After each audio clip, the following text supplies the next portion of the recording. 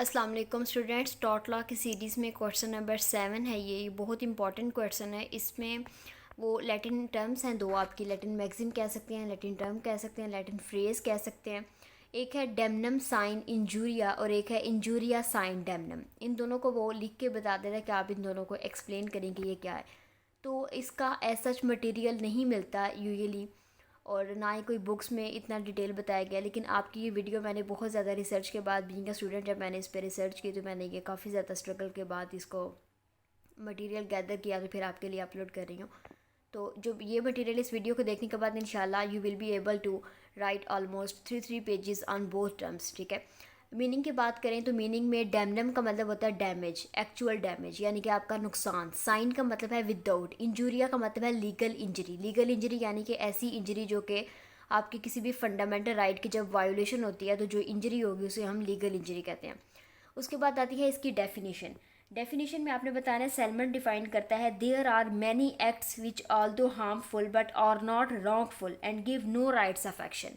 यानी कि ऐसे बहुत सारी चीज़ें हैं जो कि गलत तो हैं, नुकसान भी करवाती हैं, लेकिन एज सच गलत नहीं होती। लॉ की नज़र में वो गलत नहीं होती। लॉ उसे एज सच रॉन्ग कंसीडर नहीं करता, तो इस वजह से उसके अगेंस्ट आप सूट फाइल नहीं कर सकते। जब मैं एग्जांपल पढ़ाऊंगी या केस लॉ पढ़ाऊंगी तो आपको समझ आ जाएगा। केस लॉ इसमें आता है ग्लूकास्टर ग्रामर स्कूल 1410 का। इस केस में ये हुआ था कि एक, पहले भी हमने इस केस को डिस्कस किया हुआ है डैमेजेस वाले केस में। इस केस में ये हुआ था कि एक गांव में एक स्कूल था, वहाँ पर 50 के 50 स्टूडेंट्स सारे वहीं पे पढ़ते थे। आफ्टर सम टाइम वहाँ पर एक और स्कूल ओपन किया गया, तो फिर 25 स्टूडेंट्स हो गए। तो जो 50 वाले स्कूल का ओनर था उसने सू कर दिया दूसरे वाले स्कूल के ओनर को कि इनकी इस्टेब्लिशमेंट ऑफ स्कूल की वजह से मेरे हाफ स्टूडेंट्स इनके पास चले गए, इसकी वजह से मुझे बिज़नेस में लॉस हो रहा है। तो कोर्ट ने ये हेल्ड किया था कि राइट ऑफ ट्रेड जो है, राइट ऑफ बिजनेस जो है, वो उसको यूज़ कर रहे हैं, तो उसको यूज़ करने में उनका ये हक है। आप उसके अगेंस्ट किसी की भी आप कोई भी सूट फाइल नहीं कर सकते। आपको ऑल दो डैमेज हो रहा है लेकिन ये लीगल रॉन्ग नहीं है। तो ये यहीं पे स्टेटमेंट आपकी यहाँ पे जस्टिफाइड होती है कि ऑल दो उस ओनर को डैमेज तो हुआ, एक्चुअल डैमेज तो था, लेकिन वहाँ पर कोई लीगल इंजरी नहीं थी, क्योंकि अगला बंदा अपने जो राइट्स हैं, उसके जो फंडामेंटल राइट्स हैं, उनकी इन्फोर्समेंट कर रहा था।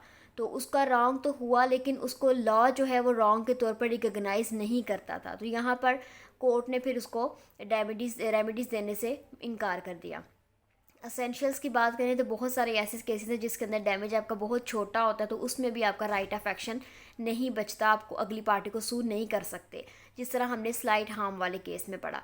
इसी तरह डेफामेटरी डैमेज, अगर कोई बहुत छोटे लेवल की डेफामेशन हुई है तो उसमें भी आप अगले बंदे के खिलाफ सूट फाइल नहीं कर सकते, क्योंकि आपकी लीगल इंजरी नहीं हुई, आपका कोई फंडामेंटल राइट इन्फ्रिंज नहीं हुआ, एज सच नहीं हुआ। वैसे तो डेफामेशन एक लीगल राइट की इन्फ्रिंजमेंट ही है।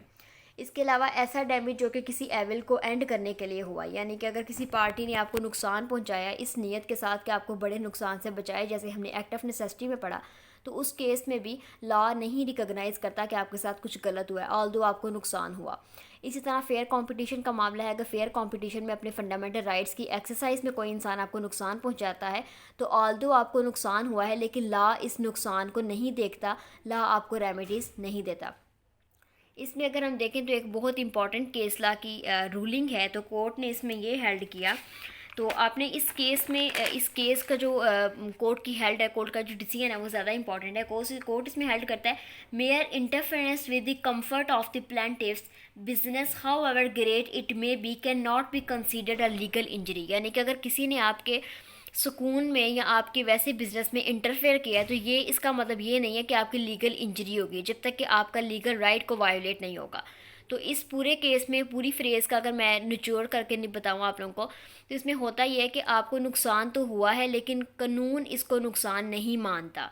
जब कानून नुकसान कब मानेगा, जब आपका कोई लीगल राइट इन्फ्रिंज हुआ है। जो फंडामेंटल राइट्स हैं जो कॉन्स्टिट्यूशन ऑफ पाकिस्तान 1973 में आर्टिकल 8 to 28 में बताया गया, उनमें से कोई राइट आपका वायोलेट नहीं हुआ, तो आपको जितना बड़ा मर्जी नुकसान हो जाए, जो लॉ है वो उसको एज अ रॉन्ग कंसीडर नहीं करेगा। सेकंड वाली फ्रेज की तरफ आते हैं तो इसमें है इंजूरिया साइन डैमनम। जब मीनिंग की बात करते हैं, इंजूरिया का मतलब है लीगल इंजरी जो कि किसी भी राइट की वायोलेशन में होगी, साइन का मतलब है विदाउट, डैमनम का मतलब है डैमेज। अब यहाँ पर आपको नुकसान नहीं हुआ लेकिन आपका लीगल राइट इन्फ्रिंज हुआ है। डेफिनेशन आपने खुद बता देनी है। केस लॉ इसमें आता है एशपे वर्सेस वाइट का। इसके अंदर ये हुआ था कि एक आदमी वोट कास्ट करने के लिए जाता है, उसको एक दूसरा आदमी वोट कास्ट करने से रोक देता है। अब यहाँ पर राइट टू वोट उसका एक फंडामेंटल राइट है, तो उसको वोट कास्ट करने से जब रोका गया तो उसका जो लीगल राइट है उसकी इन्फ्रिंजमेंट हुई। लेकिन उसको लॉस क्यों ना हुआ? क्योंकि जिस कैंडिडेट को उसने वोट डाला था वो कैंडिडेट जीत गया, उसने भी तो वोट जीतने के लिए डाला था, उसको नुकसान नहीं हुआ। जिस कैंडिडेट को उसने जानना था वो कैंडिडेट तो पास हो गया। अब हुआ ये कि उसने जब सू किया तो कोर्ट ने उसको रेमेडीज़ अवार्ड करके दी, रेमेडीज़ उसको इस्टेब्लिश करवा के दी, क्योंकि उसका डैमेज ऑल्दो नहीं हुआ लेकिन उसको एक लीगल इंजरी हुई है, उसका एक लीगल राइट वायोलेट हुआ है। इसकी अगर ज्यूरिस्प्रूडेंशियल एक्सप्लेनेशन देखें तो इसमें जो सेलमेंट है उसकी थियरी को रिजेक्ट किया गया, लेकिन विनफील्ड की थियरी को ये वाली फ्रेज जो है इंजूरिया साइन टैम ये सपोर्ट करती है। सपोर्ट इस तरह से करती है कि every violation of a legal right would be and should be actionable in tort even the case is not covered और रिकॉग्नाइज्ड अ स्पेसिफिक टॉर्ट। यानी कि अगर आपका कोई भी राइट वायोलेट हुआ है, आपकी कोई ऑल्दो आपको कोई इंजरी नहीं हुई, आपका कोई डैमेज नहीं हुआ, लेकिन जैसे ही आपका राइट वायोलेट हुआ है आपको राइट ऑफ एक्शन का राइट जो है वो मिल जाता है। मैगजिम जो है वो वायोलेट करता है सेलमेंट की थ्योरी को, क्योंकि सेलमेंट ये कहता है कि जब तक किसी इंसान का जो पिजन होल की थ्योरी वो देता है कि जब तक उस पर्टिकुलर थ्योरी के अंदर उस पर्टिकुलर कन्फाइंड एरिया में कोई टॉर्ट नहीं आएगा आप तब तक अगली पार्टी को सूट नहीं कर सकते। एसेंशियल्स की बात करें तो यहाँ पर दो ही मेन एसेंशियल्स हैं। इसमें एक्चुअल लॉस नहीं होता, कोई एक्चुअल कोई आपको किसी भी किस्म का नुकसान नहीं होता, कोई भी लॉस नहीं होता, कोई डैमेज नहीं होता, लेकिन आपका जो लीगल राइट है जो 8 to 28 आर्टिकल में आते हैं वो वायोलेट होते हैं। इसके अंदर कोर्ट की हेल्डिंग बताएं तो कोर्ट ये कहती है mere dirt and filth however offenses and noxious it may be cannot be considered a legal injury। यानी कि जस्ट अगर आपको बहुत ज़्यादा नुकसान हुआ है इसका मतलब ये नहीं कि आपको लीगल इंजरी होगी। लीगल इंजरी फिर होगी जब आपका कोई भी फंडामेंटल राइट इन्फ्रिंज होगा। तो ये आपकी दो मेन फ्रेजेस थी। फिर से एक दफ़ा डिफरेंस बता देती हूँ। डेमनम साइन इंजोरिया का मतलब ये कि आपको बहुत बड़ा नुकसान हो गया लेकिन आपका लीगल राइट वायोलेट नहीं हुआ, तो ऐसी कंडीशन में फिर कोर्ट आपको रेमेडीज़ भी नहीं देती। जबकि इस वाली फ्रेज में आपका नुकसान तो कोई भी नहीं हुआ लेकिन आपका लीगल राइट वायोलेट हो गया है, तो इस केस में कोर्ट आप समझती है कि वाकई में, क्योंकि कोर्ट का काम सिर्फ इतना है कि जो कॉन्स्टिट्यूशन में चीज़ें प्रोवाइड की गई हैं उसको प्रोटेक्ट करे। तो जैसे ही उन चीज़ों में से कोई चीज़ आपकी ली जाएगी तो कोर्ट आपको उसकी अल्टरनेट रेमेडी प्रोवाइड करेगी, ऑल्दो आपका नुकसान नहीं हुआ। लेकिन इसमें आपका नुकसान तो हुआ है लेकिन आप इस बात को प्रूव नहीं कर सके कि आपका कॉन्स्टिट्यूशन वाला नुकसान हुआ है, तो फिर एज सच फिर केस आपको जो है वापस लेना पड़ेगा क्योंकि वहाँ पे राइट ऑफ एक्शन आपका बनता ही नहीं है। तो ये बहुत इंपॉर्टेंट क्वेश्चन है, इसमें दोनों फ्रेजेस पूछी जाती हैं, तो आपने 6 हेडिंग्स के साथ इनको एक्सप्लेन कर देना, एग्जाम्पल्स वगैरह खुद से बना लेनी है। तो ये आपका इंपॉर्टेंट क्वेश्चन था। Thank you.